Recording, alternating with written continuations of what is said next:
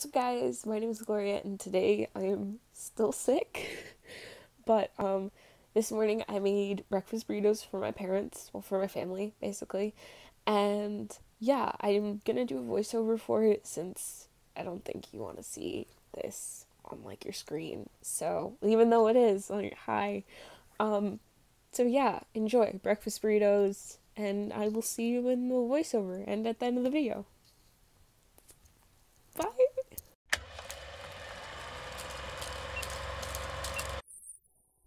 So, the first thing that we're going to do is we're just going to chop up some potatoes, roughly chop them up. They have to be all the same size, basically.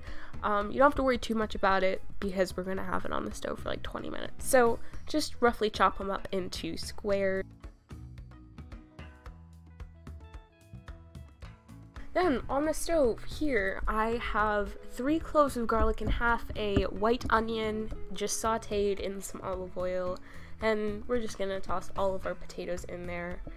If you have any pieces that are like stuck together, you just want to break them apart there.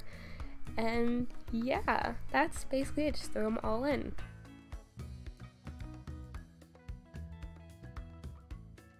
Okay, and now we're just going to mix everything up. Make sure that you do not spill all of your potatoes out because I did do that a couple of times. Like I lost at least 3 potatoes in this whole creation.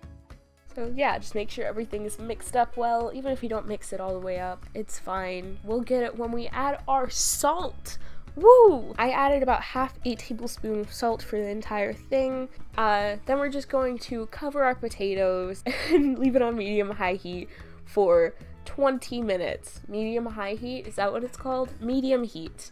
Now, while those are done, I did mine and I just turned the stove off. I'm just going to toss some butter into a pan. So here I'm just throwing in 6 just eggs, white and yolks, and I'm just whisking the eggs while they're cooking. I'm pretty sure I read this like a couple years ago. I may be wrong that this makes your eggs like really fluffy.